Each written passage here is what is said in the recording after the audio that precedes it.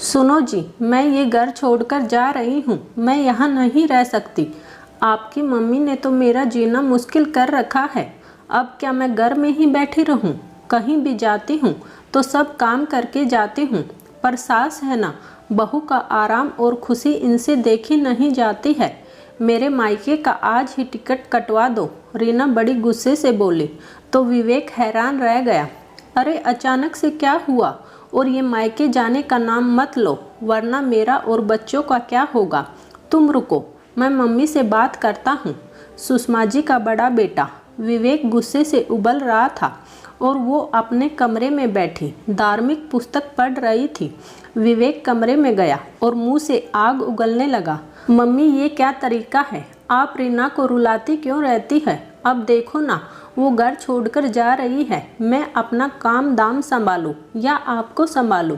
मुझसे ये रोज रोज की नौटंकी सहन नहीं होती है। आप चुपचाप से अपने पूजा पाठ में मन लगाए और मुझे शांति से जीने दे। विवेक एक ही सांस में सब बोल गया। लेकिन बात क्या हुई है और तू मुझ पर इतना गुस्सा क्यों कर रहा है? सुषमा जी ने पूछा, क्योंकि वो विवेक के इस तरह के गुस्से की आदी हो गई थी। शादी के बाद विवेक बिल्कुल भी नहीं बदला। वो शुरू से ऐसा ही था और अब उसकी पत्नी रीना भी कम नहीं है। पहले विवेक अकेला गुस्सा करता था और अब पति पत्नी दोनों मिलकर घर का माहौल खराब कर देते हैं। आखिर बात क्या हुई ये तुझे भी नहीं पता है। बस तू मुझसे लड़ने आ गया। तेरी पत्नी 12 बजे आने का कहकर गई थी, जिसकी मार्केट से 1:30 बजे आई है। चिंटू स्कूल के बाहर 1 घंटे तक खड़ा था और स्कूल के फ़ोन से उसने बहू को कितने ही फ़ोन किए। बहू मार्केटिंग में व्यस्त थी। मैंने घर आते ही इतना ही कहा था कि बहू समय पर घर आ जाती तो चिंटू को इतना इंतज़ार तो नहीं करना पड़ता। बस मेरी इसी बात पर उसने मुंह फुला लिया और तू मुझसे लड़ने आ गया। बड़ी होने के नाते इतना भी नहीं कह सकती क्या? विवेक चुपचाप अपने कमरे में आ गया। वहीं उसका छोटा भाई विकास और उसकी पत्नी चेतना ये सब देख रहे थे। आप भैया को समझाते क्यों नहीं? मम्मी जी पर कितना गुस्सा करते हैं, बात जाने बगैर इनकी त्योरियां चढ़ जाती हैं। रीना भाभी की चाहे कितनी ही गलती क्यों ना हो, पर डांट तो हमेशा मम्मी जी को ही पड़ती है। मुझसे ये सब देखा नहीं जाता है। कोई अपनी माँ को ऐसे भी डांटता है क्या? आप कुछ कहते क्यों नहीं? इस तरह तो इन लोगों के साथ रहना मुश्किल हो रहा है।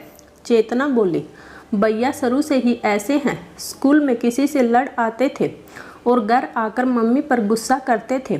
कभी कोई मैच हार जाते तो आकर उसका गुस्सा भी मम्मी पर ही निकालते थे। कॉलेज की परीक्षा में नंबर कम आए तो गुस्सा मम्मी पर ही निकलता था और जब तक उनकी नौकरी नहीं लगी मम्मी पर ही चिढ़े रहते थे। पापा की ज़्यादा सैलरी नहीं थी। पापा मम्मी का हम दोनों बेटे ही सहारा थे।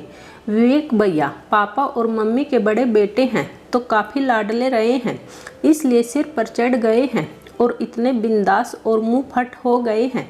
मैं ये सब बचपन से देखता आ रहा हूँ। मैंने कई बार समझाया पर विवेक भैया किसी की सुनते नहीं हैं। मुझे लगता था कि भाभी के आने के बाद वो सुधर जाएंगे, पर भाभी तो और आग में घी डालकर बात का बतंगड़ बना देती है। तभी कुछ देर बाद ड्राइंग रूम में चिल्लाने की आवाज़ आती है तो विकास और चेतना भी दौड़कर बाहर जाते हैं। बाहर चिंटू लगातार रोए जा रहा है और उससे छोटी बहन लवली भी भाई को देखकर रोए जा रही है।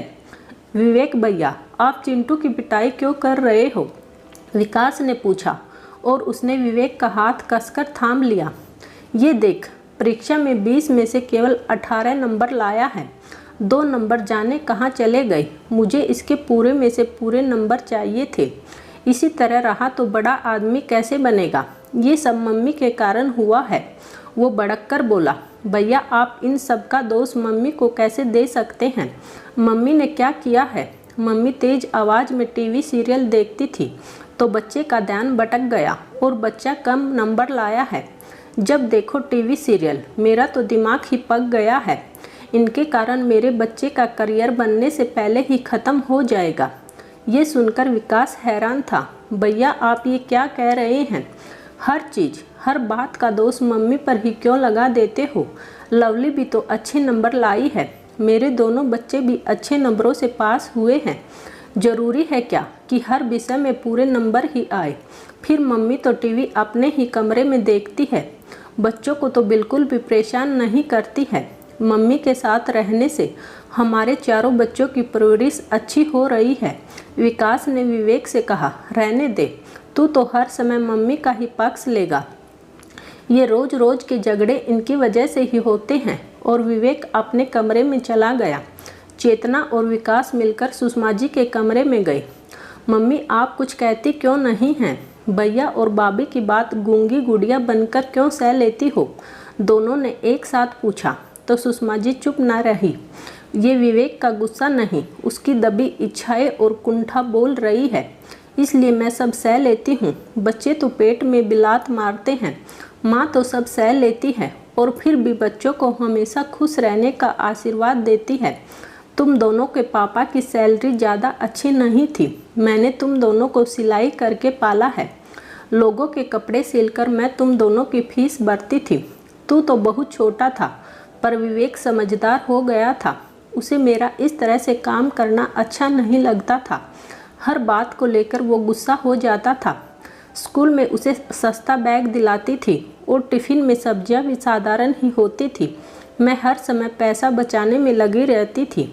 मैंने कभी दुकान से अच्छे कपड़े खरीदकर नहीं दिलाए।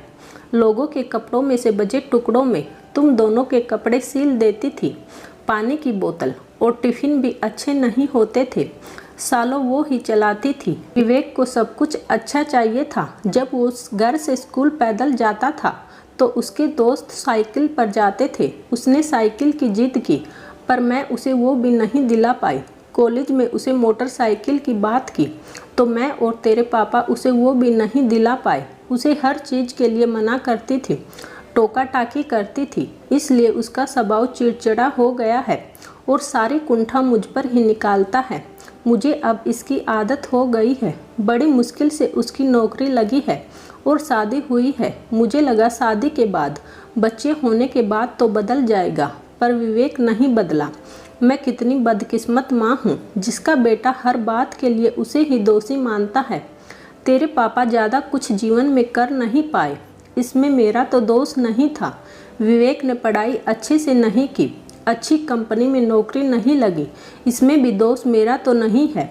जिस तरह विवेक रहा उसी माहौल में तू भी रहा, पर तूने तो कभी मुझ पर गुस्सा नहीं किया, मुझे कभी दोषी नहीं ठहराया। आज विवेक बहू के सामने मुझे डांट देता है, अपने पोते पोतियों के सामने मेरी क्या इज्जत रह जाती है। विवेक के लिए तो मेरा होना ना होना बराबर ही है, पर जब तक सांस है जीना तो पड़ेगा। ये कहते हुए सुषमा जी सिसकने लगी। तभी उनके पति महेंद्र जी आते हैं। सुषमा, बहुत हो गया, अब मैं भी ज़्यादा सहन नहीं कर सकता हूँ। हम दोनों घर का बंटवारा कर देते हैं, कम से कम शांति से तो रहेंगे। विवेक कमा कर लाता है तो क्या उसका जायज़ नाजायज़ गुस्सा सहन करते ही रहेंगे? आखिर कब तक? हम दोनों अलग रह लेंगे और दोनों बेटे बहू भी अलग रह लेंगे। तभी विकास बोलता है, पापा आप ये कैसी बातें कर रहे हो? आपने इतने कष्ट सहकर हम दोनों को पाला है और हम ही सेवा करने के वक्त आपसे अलग हो जाएंगे तो आपकी देखभाल कौन करेगा? आपने जैसे भी हो, दोनों ने मेहनत करके हम दोनों भाइयों को अपने पैरों पर खड़ा कर दिया है। हाँ मम्मी जी, हम आपको इस उम्र में अकेला नहीं छोड़ सकते हैं। आपने मुझे हमेशा बेटी समझा है और मेरी हर इच्छा पूरी की है। मैं भी आपके बगैर नहीं रहूँगी। आप भैया भाभी से अलग हो जाइए, पर हमेशा हमारे साथ रहेंगे। हम दोनों तो आपकी हमेशा सेवा करेंगे। हमारे बच्चों को भी अपने दादा दादी का प्यार चाहिए। चेतना की बात सुनकर सुषमा जी और महेंद्र जी के चेहरे खिल गया। आखिर उनके छोटे बहू बेटे तो उन्हें अपना मानते हैं। बंटवारे की बात सुनते ही रीना के कान खड़े हो गए। उसने तुरंत विवेक को फ़ोन लगाकर उसके कान भर दिए। शाम को विवेक जैसे ही ऑफिस से आया और सुषमा जी पर बरस पड़ा। अब आपने ये क्या नई नौटंकी लगा रखी है? इस घर का बंटवारा कभी नहीं होगा। विकास और चेतना ने आपको मेरे खिलाफ भड़काया होगा।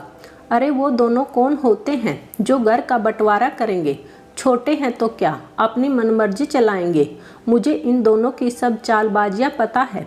पहले आप दोनों को अपनी तरफ करेंगे, फिर सारा धन हड़प लेंगे। मम्मी पापा, आप इन दोनों के बहकावे में मत आना। तभी विकास बोलता है, भैया आप अपना व्यवहार सुधारो। मम्मी पापा से कोई ऐसे बात करते हैं? आप तो इन दोनों की जरा भी इज्जत नहीं करते हो। इस तरह रोज़ मम्मी को डांट देते हो। मम्मी पापा ने आपके लिए क्या नहीं किया, और आप इनसे कभी प्यार और सम्मान से बात ही नहीं करते हो। ये सुनकर विवेक भड़क जाता है। तू मुझसे छोटा है तो अपनी हद में ही रहा कर, ज़्यादा ऊंची आवाज़ में बात मत कर। तुझसे बड़ा हूँ, तमीज़ से पेश आ। तभी चेतना बोलती है, वाह जेठ जी, आप मम्मी जी से कैसी भी ऊंची आवाज़ में बात कर लेते हो, उन्हें डांट देते हो, उन पर गुस्सा करते ही रहते हो। वो भी तो आपसे बड़ी हैं, वो तो आपकी माँ है, उन्होंने आपको जन्म दिया है, पाला है। आप तो पहले अपना व्यवहार सुधार लीजिए। फिर वो रीना की तरफ देखकर बोलती है, जेठानी जी, बंटवारे का फैसला पापा जी का है, क्योंकि वो दोनों अब आपके साथ नहीं रहना चाहते हैं। ये घर में होते रोज़ रोज़ के झगड़े घर का माहौल ख़राब करते हैं। घर में बच्चे भी पल रहे हैं, उन पर क्या असर पड़ेगा, वो क्या संस्कार सीखेंगे। इसी तरह से लड़ना और झगड़ना, बड़ों को जो करते देखेंगे वही तो संस्कार उनमें भी आएंगे।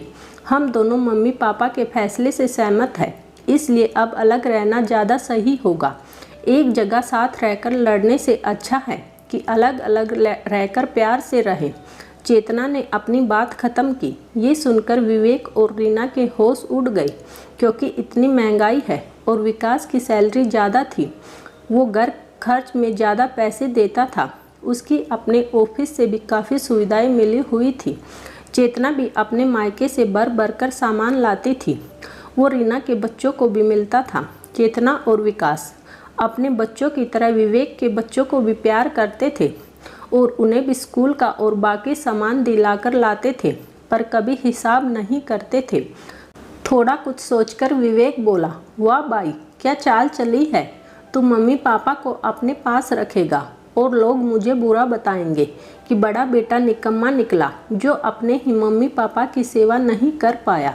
तू समाज और रिश्तेदारों में मुझे बुरा बनाना चाहता है। मैं तेरी ये चाल कामयाब नहीं होने दूंगा। तूने अपने पैसों के बल पर इन दोनों को अपनी तरफ कर लिया है। ये सुनकर आज सुषमा जी चुप न रह सकी और उन्होंने विवेक को एक थप्पड़ मारा। बेशरम, तुझे तो कभी शर्म नहीं आती है, जो मुंह में आए आग उगल देता है। ये मेरे संस्कार तो नहीं हैं। पहले अपने अंदर झांक कर देख, फिर बताना। हम तेरे साथ नहीं रह सकते हैं। रोज़ रोज़ ये कड़वा जहर मुझसे उगला नहीं जाता है। विकास और चेतना ने अपनी मीठी बोली और प्यार से हमें अपना बनाया है, पैसों के बल पर नहीं। तूने तो कभी अपनी माँ से दो मीठे शब्द नहीं बोले, हमेशा हर बात पर गुस्सा करता रहा। मैं सहती रही, क्योंकि मुझे लगता था पैसों की कमी की वजह से हम तेरी इच्छाएं पूरी नहीं कर पाए और हम खुद को ही दोष देते रहे, पर कभी ये ख्याल नहीं किया कि तेरा छोटा भाई भी तो उसी माहौल और कमी में पला है, पर वो तो कभी मुझे दोष नहीं देता है, कभी हम पर गुस्सा नहीं करता है। अब तू भी दो बच्चों का पिता बना है, देखती हूँ कमी के बावजूद तू अपने बच्चों को कैसे पालता है। बेटा, अब मैं तेरे साथ नहीं रहना चाहती। हर माता पिता अपने से बढ़कर बच्चों की परवरिश करते हैं, हमने भी की थी, पर तू हमेशा हमें दोष देता रहा। तेरी भी सुने और तेरी पत्नी की भी सुने, अब हमसे सुना नहीं जाएगा। तेरी इसी कड़वे स्वभाव के कारण मैं तेरे साथ नहीं रहना चाहती हूँ। तेरे पापा ने ये बंटवारा किया है और ये तुझे मानना पड़ेगा। विवेक और रीना की आंखें झुक गई। उन दोनों के पास कहने को कुछ शब्द नहीं बचे थे। माफ़ी भी किस मुंह से मांगते। महेंद्र जी ने घर का बंटवारा कर दिया। ये उनका पुश्तैनी मकान था जो उनके पिताजी उन्हें देकर गए थे। ऊपर का हिस्सा छोटे बेटे विकास को दिया और नीचे का बड़े बेटे विवेक को दे दिया। अब सुषमा जी और महेंद्र जी सुखपूर्वक अपने छोटे बेटे, बहू, पोते पोतियों के साथ रहने लगे।